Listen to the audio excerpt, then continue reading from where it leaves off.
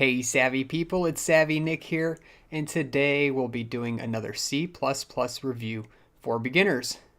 Welcome to the stream. If you're new and stopping by today, make sure to go ahead and smash that like button for me so we can start right off the bat.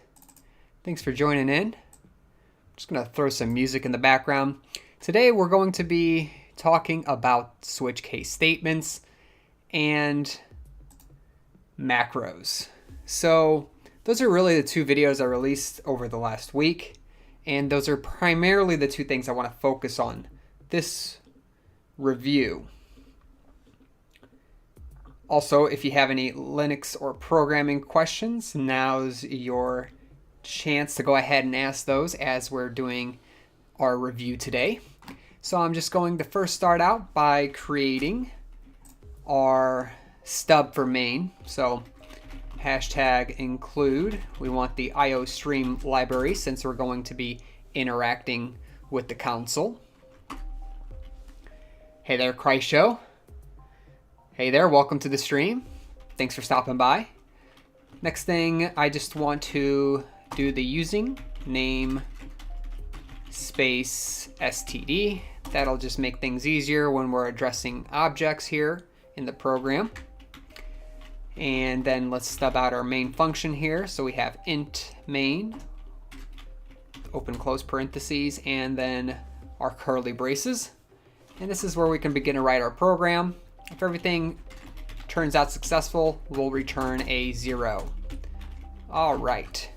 So the very first thing I want to do here, I guess I want to kind of just start working on the program itself.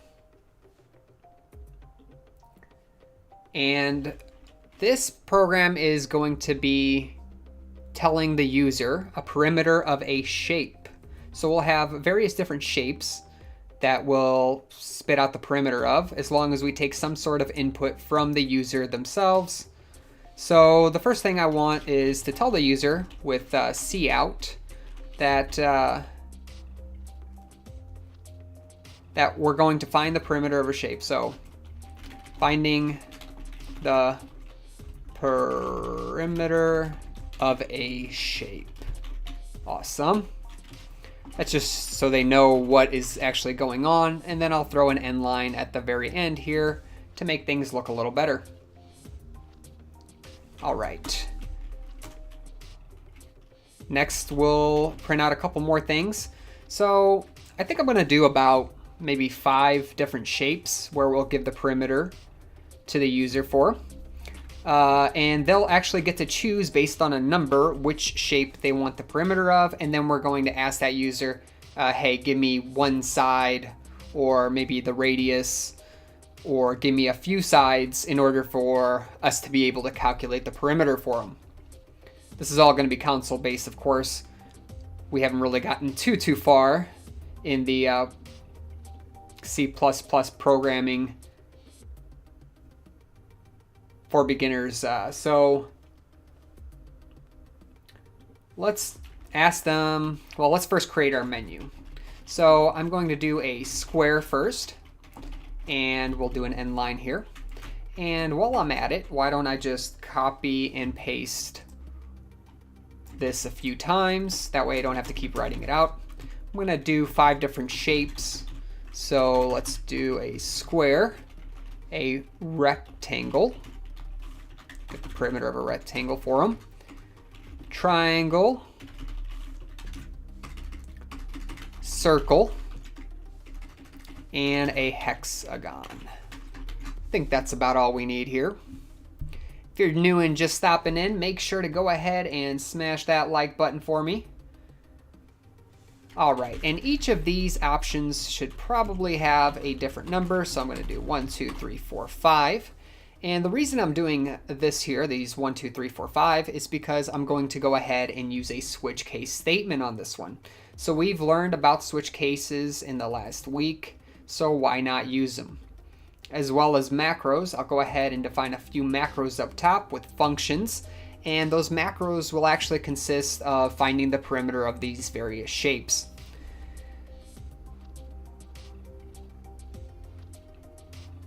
So let's start working on our switch case statement. So the basic format for a switch goes something like this. We have switch, these parentheses, then we have curly braces, much like main up top. And inside of here, we're going to have cases. So case, case, case, and then a default case. In the default case, I guess we just need to spit something out at the user, and we'll say, sorry, that's not an option. That way, if the user decides, hey, I'm not going to choose 1, 2, 3, 4, 5, then we can go ahead and kind of yell at the user and say, hey, you didn't select one of the options above. So it's a nice little feature to have. So that's our default case. And so we created a switch statement, and we have to switch on something. We'll go ahead and fill this in. So what do we want to switch on? We want to switch on a number given to us from the user. So let's go ahead and define that variable. I'll call it int. Well, I won't call it int, sorry. I'm going to define it as an int, and I'm going to call it selection. And with that selection, we're actually going to pass it in to this switch case. So what happens here is once we get this int called selection from the user, we're going to pass it into the switch case, and then it's going to go through these cases based on selection and choose one of the cases. Welcome to the stream, MK. Nice to have you here. Yes, we get another stream for this week. I was able to go ahead and set things up for this review real quick, so happy to bring another one in. Had a lot of fun playing Genshin the other day. It's quite fun. So now we have this case 1, 2, 3, 4, 5, right? So 1 is going to represent a square, 2 is going to represent a rectangle, so on and so forth. So we need to also label those cases down here. So we'd need to do case 1, case 2, case 3. Let's go ahead and copy this over. And we'll do a few more cases. So now we have 1, 2, 3, 4, 5 up here, and 1, 2, 3, 4, 5 as the cases down here. The reason we have the default case, of course, is just in case they select a different case than the ones that we can go ahead and actually take in here. So this default case, just in case, get it? No pun intended there. Just in case they didn't go ahead and put in one of the 5 numbers that we're expecting, then we roll down to this default case. We'll talk about this more in a moment. Let's go ahead and continue on here. MK, Victor, I see you're wanting another Genshin stream. Oh, I think we'll have one before long, so it was quite a fun game. Keshley, nice to see you. All right, so now that we have our base switch case kind of set up here, let's make sure that we can actually compile this program. I'm going to do Control-J to bring up my terminal here. Clear this out real quick so we can see it. And I'm going to do G++. This is called switchcase.cpp. I'm going to do this -O, and I'm just going to call the program switchcase. And it looks like things run just fine. Now we're getting our menu right now. So it says finding the perimeter of a shape. We have the 5 options with each of the 5 options labeled. And then we say, sorry, that's not an option. That's because we fell into the default case because we didn't choose one of the cases. All right, we can continue on. Now that we know that our basic menu and program is working, it can compile and there's no current errors.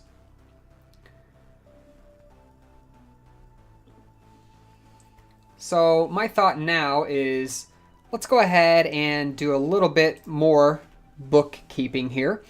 And let's actually put in, for each case, let's spit something out. We'll say cout, so we're going to go ahead and print something out to the console. And we're going to say, please enter the length of one side of your square. So in order to calculate the perimeter of a square, we only need to know one side because 4 times that one side is the perimeter. So that'll be for that one, and we'll do the same for the next 4 cases here that we have. Let's see if I can highlight that, and let's paste that in. Oh, don't want to do that. Here we go. We'll just paste it down the rows in between the cases. That way we can spit something out to the screen for each of the different cases. MK, I'm doing my homework while watching Savvy. Well, thank you. Hopefully it's not too distracting there. All right. So for the very first one, we already did square. The next one was going to be a rectangle. So for a rectangle, we actually need 2 sides. So we'll ask them to go ahead and please enter the length and the width of your rectangle. Moving on. We'll do the triangle. So for a triangle, that's a little trickier because if you don't have an equilateral triangle, then you need all 3 sides. So we'll just say enter the 3 sides of your triangle. Following that, we'll go down here and ask them for please enter the radius of your circle. That should be, then we'll be able to calculate the perimeter and or really the circumference of the circle. And finally, for a hexagon, we'll just need 1 side. So please enter the length of 1 side of your hexagon.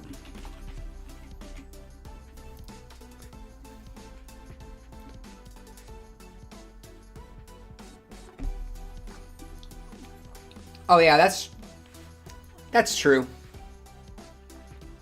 That's for area if you're thinking about base and height. Oh, yeah. So we'll continue on with actually getting the selection from the user. So we set up here, we have this selection. See you later, Keshley. Nice to have you. And we can do this by doing sin. So we know about the sin object that allows us to go ahead and take characters or numbers or whatever from the console. And then we can just go ahead and put that into our selection. So now what we're doing is we're asking the user, well, we'll first tell them, hey, we are finding the perimeter of a shape. Then we give them the various different shapes. We take an integer and we store something in that integer. We store an integer. And then we do a switch case on that integer. And based on which case the user told us, we'll go ahead and say something to them. So let's go ahead and try this out real quick. We'll go ahead, compile things, run it, and let's just do 1. So I automatically got all of the cout statements actually spit out to me on the screen. So can anyone tell me what is wrong here? So in a switch case, there's something very important to understand here and why this just spit everything out onto our screen. And the reason here, let's give people a moment here. Maybe someone answers it in the chat.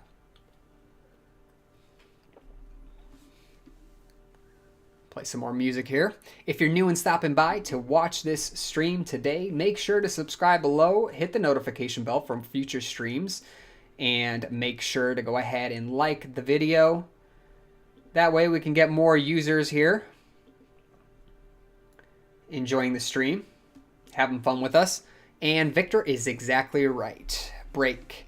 So the reason we spit everything out is because we're missing breaks.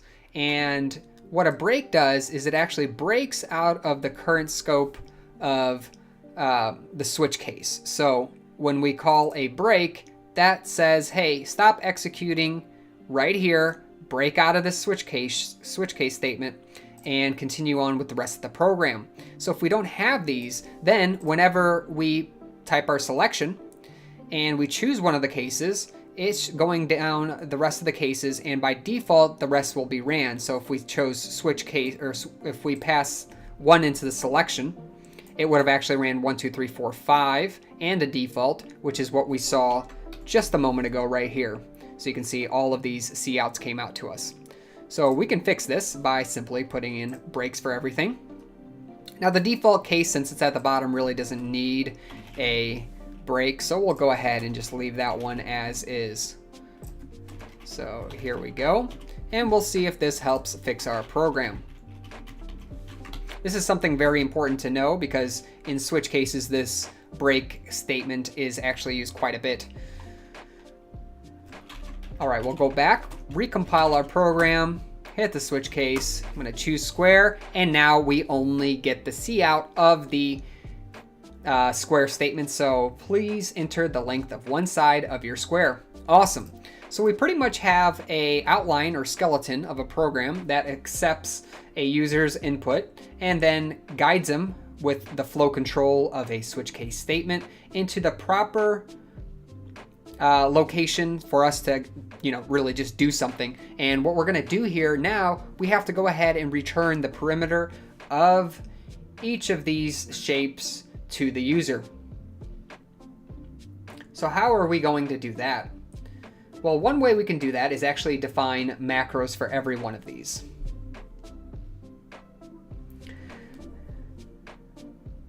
Nikhil? Yeah, so are you the only one who uses if else instead of switch most of the time? So they both have their places, really. Some things don't make sense going into a switch case. If you don't know some kind of a constant value for your switch case, so that being like, specifically this case is called 1, 2, 3, 4, 5, or perhaps some character, then switch cases really don't necessarily make sense. All right, so we'll continue on. So that's really not a bad thing. It's based on preference, really. Switch cases can look pretty neat, especially when you have a long, complex flow control where you have a ton of cases and you already know what those cases are called, let's say. So now let's go ahead and work on our functions. So for our functions, we'll actually do those up here, and we're going to be using macros for this. So these macros that we're going to define are going to be read in by the preprocessor, and then they will be replaced anywhere we use them in the code by the preprocessor and then compiled. So we talked about this in a previous video, one of the C++ programming for beginners, and you should definitely check that out if you're unfamiliar with macros. But the first macro we're going to define is one called pi.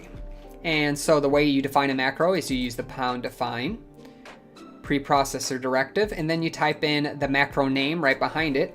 And following that, we put a space and define the macro itself. So this one is just going to be a constant macro, and I'm gonna do 3.14. That's enough precision for us, at least for calculating the perimeter or circumference of a circle. So we'll go ahead and keep it here.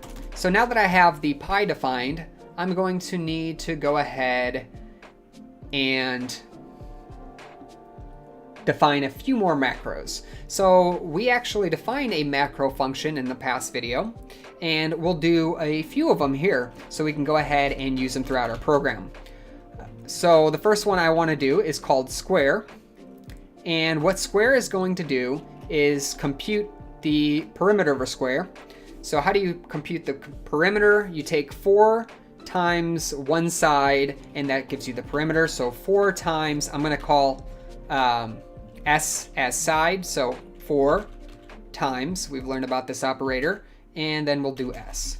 So there's one thing missing here. So how does square know what s is?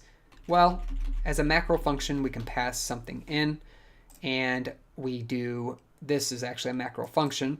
And square now with something passed in, all this means is it's a function, and we're passing in one argument called s, and then that argument is going to go ahead, get passed over here, and it's going to say 4 times whatever's passed in and return that to us. Don't get too confused on this. Mainly just understand that this is a macro function, and it's going to help us compute the perimeter of certain shapes here. Let's see, chat. Roses are red, violets are blue. JavaScript is great, but Savvy prefers C++. Nice one. All right, let's continue on. So we've defined our first macro function here. Let's do a second one. So we'll do define and a rectangle. So a rectangle actually needs 2 different things passed in order for us to return the proper number for our perimeter. So what are those 2? I'm going to call them length and width, so L and W for short. And then we're going to type over here 2 times the length plus the width, and we'll make sure these are all in open and close parentheses here. That way, this operation gets done first. We add the length to the width, and then we multiply everything by 2. All right, let's keep going down the row. So our next one is a triangle. So let's just call that one TRG for short. And for our specific triangle, where it's not an equilateral triangle, so we must ask for all sides of the triangle, let's do that by saying S1, S2, S3. And then for that, it's pretty simple. We just have to add these together. So there we go. We have the perimeter of a triangle macro function stubbed out. Following that, we'll do pound define circ for circle. And for the circle, we're going to pass in something called the radius of a circle. And the radius will be enough to find the circumference. How do we find the circumference of a circle? We do 2 times pi and times r. So r comes from here, but pi actually gets replaced by this 3.14 from up above that we defined before. Finally, let's define our last one, which is a hex. We'll pass in h, and we'll do 6 times h. 6 times one side is equal to the perimeter of a hexagon. So that's really all we need for that one. And I think that's it. I think we've actually stubbed out all of our macro functions, and our program is getting, well, fairly close to finished here. We just have to go ahead and include these macro functions inside of our switch case statement and get some numbers from the user. All right, and if you're stopping by to watch this stream today, make sure to go ahead and hit the like button for me. It really does help me out. Also, make sure to subscribe below, hit the notification bell for more Linux and programming videos, as well as these review videos that I try getting out once a week. All right, so continuing on at the bottom here, we're gonna go ahead and specify using those macro functions down here. The one thing I need to do is, I said I'm going to pass something in to each of these functions. So I need to do, well, I need to go ahead and define those data types and values down here. So I can do that by, I'm going to use floats for all of these. And the first float, we got to match the letters that we used over here. So I'm going to call this one float S. And then for our rectangle, we'll do float, and then we'll do L, W, and I'll put a apostrophe between those two. And the reason for this is you can actually define more than one float together by just separating them by apostrophe or comma. I meant comma here. So we can separate multiple floats that we define by just simply using a comma, and that's all I'm doing there. So there's 2 floats, a length and a width for case number 2 here defined. Welcome to the stream, Pri. Yes, of course, I remember you. And a video on templates. I'm not sure where that's coming up. There's quite a bit to cover before we get up to templates, so I'm not sure about that one yet. And the next one is we need 3 sides, and we called them float. We'll do S1, S2, S3. Here in case 4, let's keep it all consistent. We'll do float R for the radius. And in the 5th case, we can do float H in here. So you might be asking, why in the world am I not reusing some of these variables here? Well, there's a specific reason here. Based on each case, if I were to reuse, let's say, float S, we would get an error. And that's because with these open and closed curly brackets here, we are in, this is our scope, right? From here to here.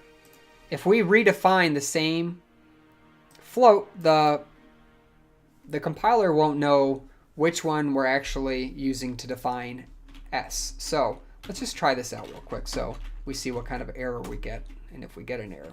So it says redeclaration of float S. So it realized that in the same scope you redeclared a float called S, so it showed up twice, and you can't do that. You actually have to create scopes. So you got to understand that the switch case has one entire scope here unless you create your own scopes. So that's why you can't reuse or create new variables with the same name. So just keep that in mind here. All right, so I'm going to delete this. Let's just make sure we can still compile things, that everything's going smoothly here. And it does, so we can go ahead and continue on.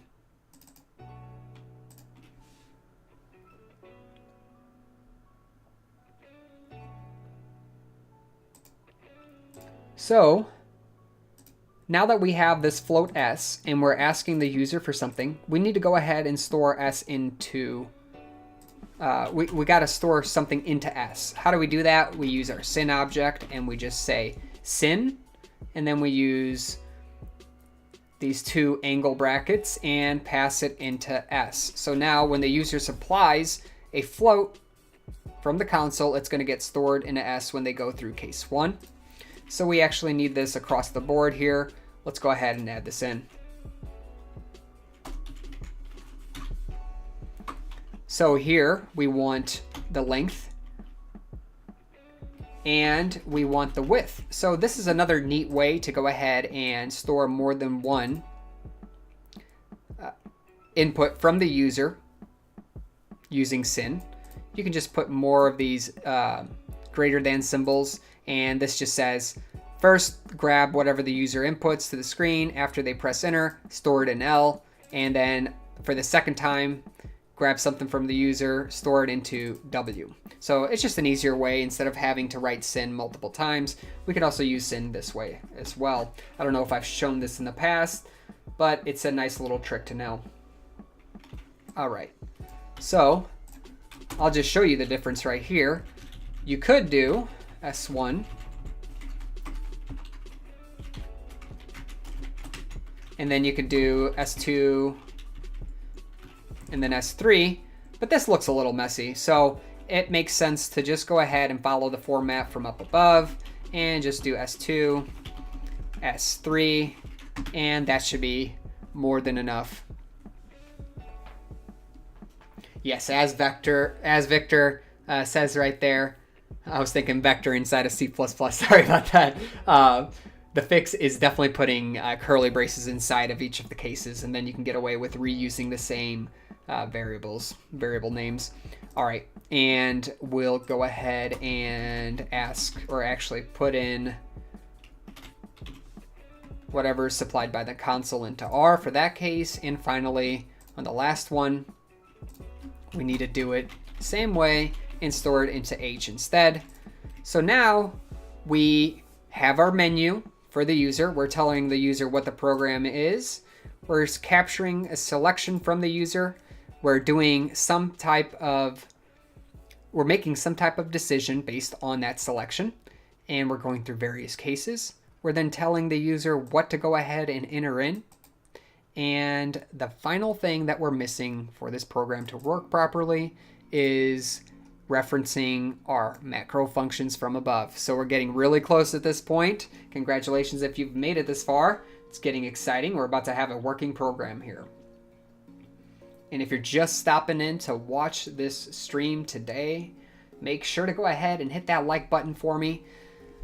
I explore various things such as operating systems, programming. We play games every once in a while. We have these streams on this channel. So if you enjoy the channel and you want to support it, like and subscribe.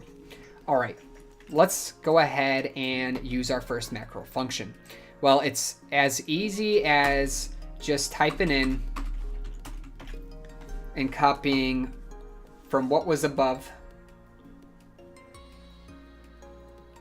And now what happens is we have square s, so we're going to pass s, right, into square.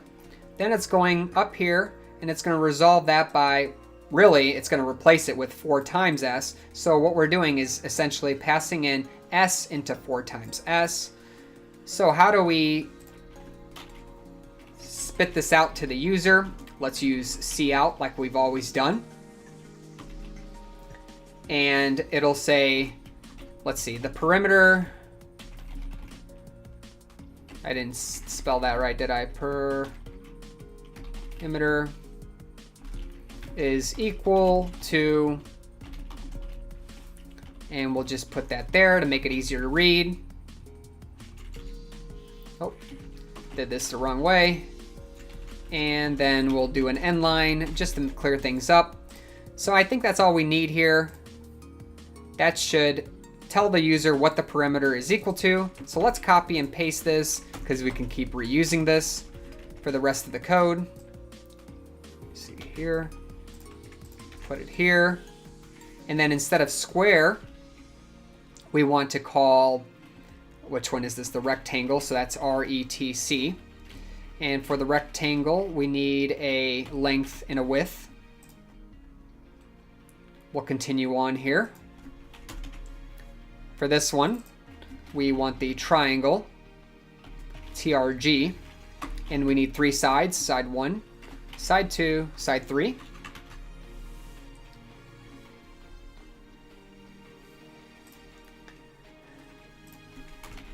So we got the top 3 facts coming from MK here. Doesn't like socializing, doesn't have a problem socializing, is a computer geek, and a fan of Savvy. Well, thank you very much there, MK. Awesome. Marianne, thank you so much for going and smashing that like button for me. It means a lot. Glad to have you on the stream. All right, so continuing on, we have circ here. And for the circle, we were going to pass in a radius called r. And the very last one is the hexagon, which we called hex, and we're passing in an h. I think that finishes up the program. I don't know about you, but I think this might be good. I don't know. Let's try it out. It's the only way we will know. Cross our fingers for no errors, and we'll clear this out just to be able to see better. Look at that. The compilation went successfully, no errors. So now we get to debug our program by testing it ourselves. Will it work? Will it not work? We're about to find out. So run the switch case program. And now I'm told, finding the perimeter of a shape. We get to choose a shape. So let's start from the top. We'll choose a square. And it says, please enter the length of one side of your square. Let's say my square is 4. So it says the perimeter is equal to 16. Look at that. So 4 times, what do we say? 4. Yep, 16. That definitely adds up. Let's do it again. Why not? So we'll do a rectangle this time. For the rectangle, it says, please enter the length and the width of your rectangle. So I'm gonna say 1 for the length, 2 for the width.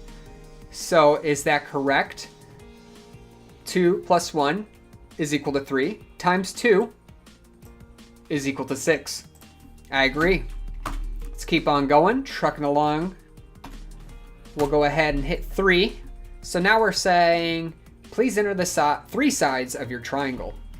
Very first side, I'm going to put in 1. I'm going to be very creative here. Put 2. In the third side, I'm going to put 3. My perimeter is equal to 6 for this triangle. Is that correct? 3 plus 2 plus 1. According to us, that is correct. It is 6. All right. We're getting real close. We only got 2 more functions to try out. Make sure that they work fine.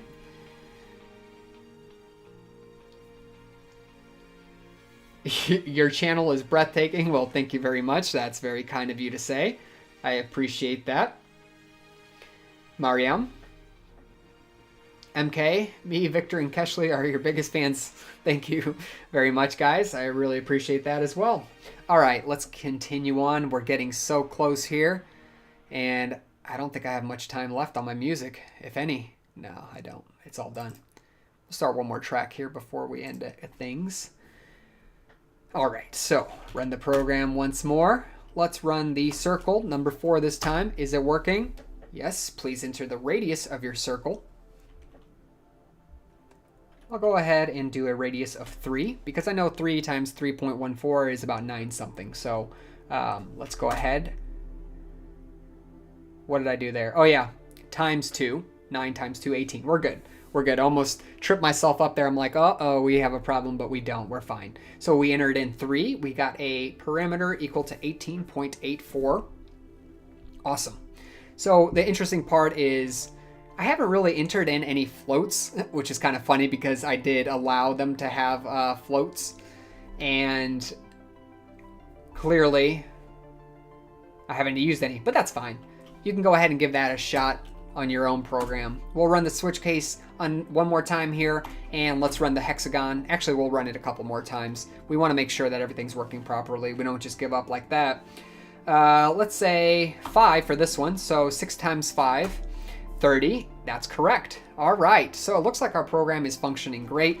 So what if the user puts in a number, or a case, I should say, that is not of 1, 2, 3, 4, or 5? So let's go ahead and do that. If they, let's say, put in 0, what happens? Sorry, that's not an option.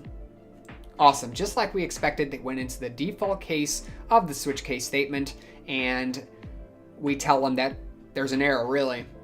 MK is asking what my favorite song is.